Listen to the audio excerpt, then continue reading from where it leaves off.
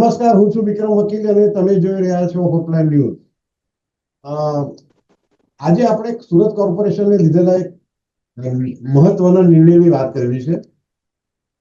કોર્પોરેશને એવું જાહેર કર્યું છે કે જે પ્રિમાઇસીસમાં 50 થી વધારે લોકો ભેગા થતા હોય ત્યાં એને માટે સ્ટાન્ડર્ડ ઓપરેટિવ પ્રોસિજર એક જાહેર કરી છે કે જ્યાં કોઈ દુર્ઘટના બને આવી જગ્યાએ જ્યાં 50 થી વધારે લોકો ભેગા થયા હોય તો એની સંપૂર્ણ જવાબદારી એ જે જગ્યાનો ઓનર હશે, માલિકે જેની હશે, એને જવાબદાર ગણવામાં આવશે. અને એને માટે તો કેટલીક બધી પેટા નિયમો રાખ્યા છે બધા. પણ આ વખતે અને આજે એસઓપી જાહેર થઈ છે એ ઘણા બધા પ્રશ્નો ઉભા કરે છે. એ બાબતે આજે આપણી સાથે ચર્ચા કરશે જાણીતા વરિષ્ઠ પત્રકાર રાજુભાઈ સાળુંકે. રાજુભાઈ, આપનું સ્વાગત છે. હા, આભાર. રાજુભાઈ, આજે એસઓપી જાહેર કરવામાં આવી છે કે આ 50 જણથી વધારે કોઈ પણ એક જગ્યાએ સ્થળ પર ભેગા થાય સુરત કોર્પોરેશનમાં, અને એ પ્રિમાઇસીસમાં માની લો કે કોઈ દુર્ઘટના બને, જેમ રાજકોટ જે અગ્નિકાંડ થયો હતો એ રીતનું કંઈક દુર્ઘટના બને કમનસીબે, તો એની સંપૂર્ણ જવાબદારી જે તે પ્રિમાઇસીસ હશે જેની એના ઓનરની ગણાશે.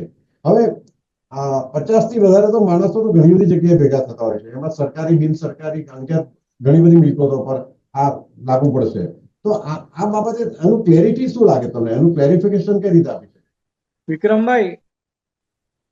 જ્યારે પણ આવી મોટી દુર્ઘટનાઓ બને એટલે એ સ્થાનિક ઓથોરિટી હોય અથવા તો રાજ્ય સરકાર હોય, દર વખતે એક એસઓપી તૈયાર કરવામાં આવે અને એ દુર્ઘટનાના 1 મહિના, 2 મહિના, 3 મહિના પછી એ એસઓપી ભૂલાવી જાય.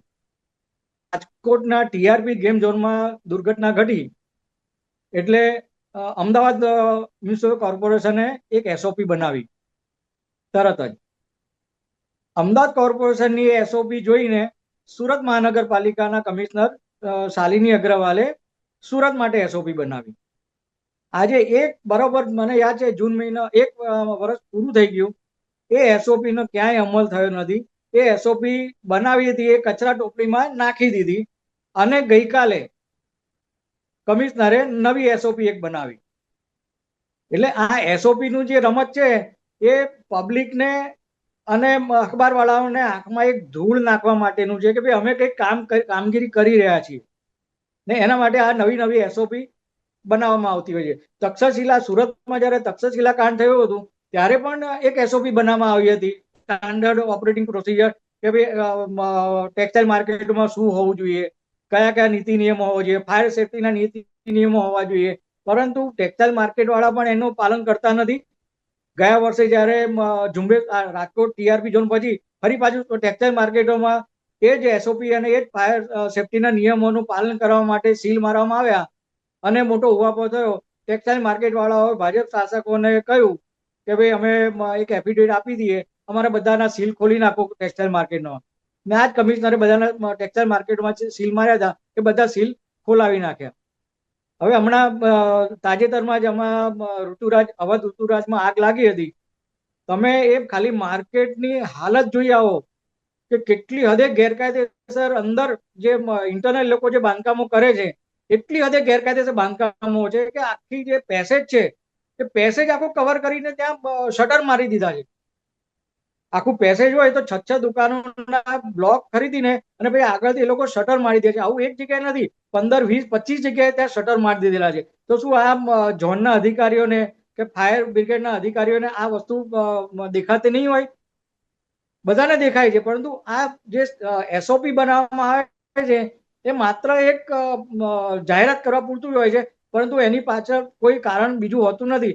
પણ આ જે ગઈકાલે જે આપે જે વાત કરી અને ગઈકાલે જે કમિશનરે જે એસઓપી ઇસ્યુ કરી છે એ જે મેં જે એસેસમેન્ટ કર્યું છે એ પ્રમાણે કોર્પોરેશનના અધિકારીઓને બચાવવા માટે થઈને એસઓપી બનાવવામાં આવી છે એવું સ્પષ્ટ દેખાઈ રહ્યું છે.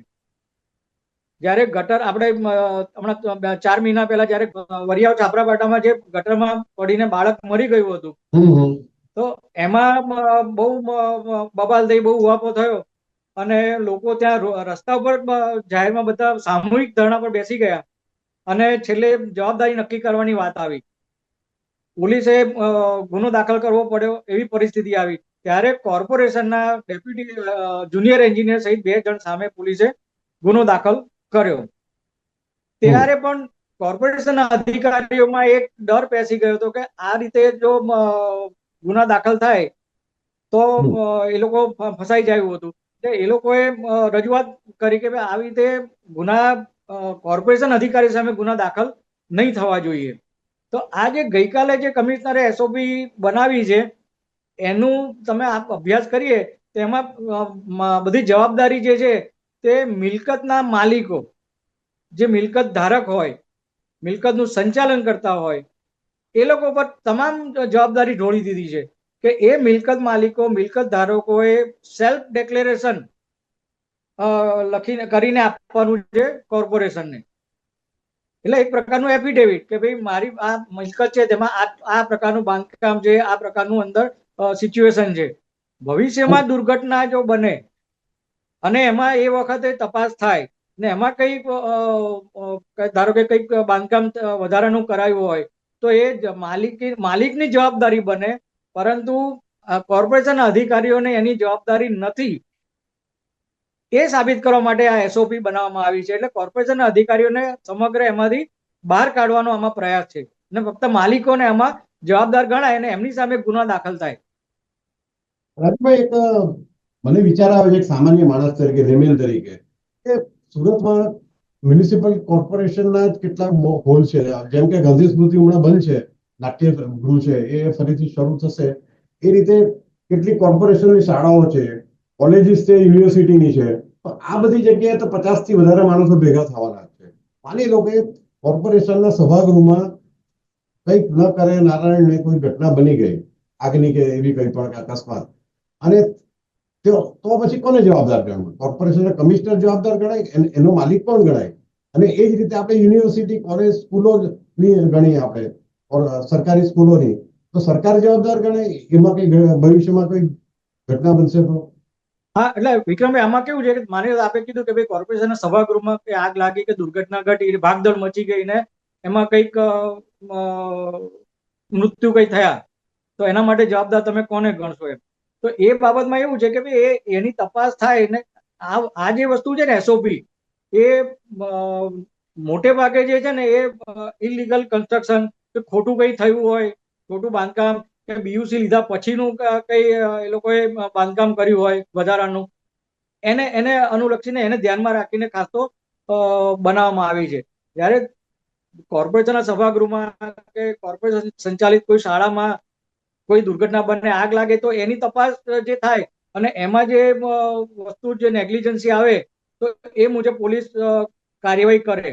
એમાં કદાચ એમાં એવું બને કે એમાં કમિશનરનો રોલ કદાચ ન આવે, કે એ પ્યોરલી કોઈ શોર્ટ સર્કિટ હોય કે બીજી કોઈ નેગ્લિજન્સીના કારણે એ ઘટના ઘટી હોય. પણ આ જે એસઓપી છે ગઈકાલની, જે કમિશનરે ઇસ્યુ કરી છે, એ માત્ર ને માત્ર અધિકારીને બચાવવા માટે જ છે. એ ઇલીગલ કન્સ્ટ્રક્શન છે કે બીયુસી લીધા પછી કે ધારો કે ટેક્સટાઇલ માર્કેટ બની જાય અને બિલ્ડરો જ્યારે કમિટીને સોંપે કે માર્કેટમાં જે દુકાન ખરીદે છે એને જ્યારે સોંપે, ત્યાર પછી જે માળિયા બાંધી નાખે છે કે બીજું વધારાનું કન્સ્ટ્રક્શન કરે છે કે જ્યાં ફાયર બ્રિગેડના એ પણ જઈ શકતા નથી ગાડીઓ, તો એને માટે થઈને કોણ જવાબદાર ભવિષ્યમાં? તો એને માટે થઈને આ લોકોએ માત્ર ને માત્ર માલિકો, એ મોલ માલિક હોય, ટેક્સટાઇલ માર્કેટના જે ઓનર હોય, તો એને જવાબદાર ઠેરવતી આ એસઓપી બનાવી છે. એટલે ટૂંકમાં આપણે કહી શકીએ કે કોર્પોરેશનના અધિકારીઓ અને જે ભૂતકાળના અમુક આવા દુર્ઘટનાઓ બની છે ત્યારે લીગલી અને તમે પ્રોબ્લેમ થયા છે, એ પ્રોબ્લેમમાંથી બચાવવા માટે જ આ એક એસઓપી બનાવવામાં આવી છે.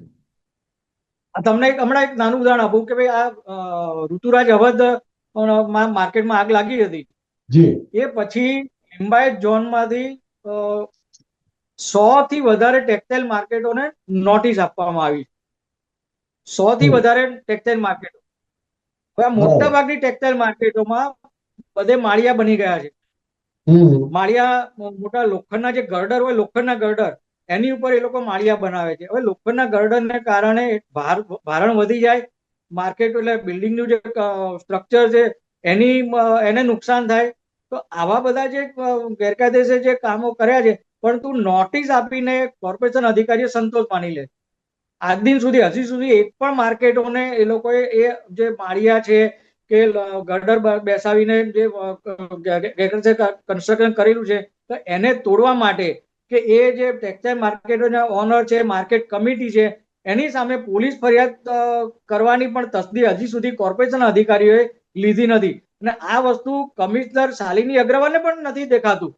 ખબર ભલે એમને બધી જ છે કે માર્કેટમાં પરિસ્થિતિ શું છે એનાથી પૂરી સારી રીતે વાકેફ છે, પરંતુ જ્યાં સ્ટ્રોંગ એક્શન લેવાના છે તો એ એક્શન લેવામાં કમિશનર નબળા પુરવાર થયા. અત્યાર સુધી તો નબળા પુરવાર થયા છે. અને આ જે એસઓપી લાવ્યા છે એ માત્ર પોતાના અધિકારીઓને બચાવવા માટે એસઓપી લઈ આવ્યા છે અને બધી જવાબદારી ઢોળી દીધી છે માલિકો ઉપર. જી બરાબર છે. એટલે હવે જો કંઈ પણ દુર્ઘટના બને તો માલિકે તૈયાર રહેવાનું જેલમાં જવા માટે, બાકીના બધાને ક્લીન ચીટ આપી દેવામાં આવશે એવું આપણે હમણાં તો માની રહી છે. થેન્ક યુ રાજુભાઈ, તમે અમારી સાથે જોડાયા અને દર્શક મિત્રોને સુંદર માહિતી આપી. Thank you very much. આવા પ્રકારના વિડીયો તમને જોવા ગમતા હોય તો હોટલાઇન ન્યૂઝ ચેનલને લાઇક, શેર અને સબસ્ક્રાઇબ કરો.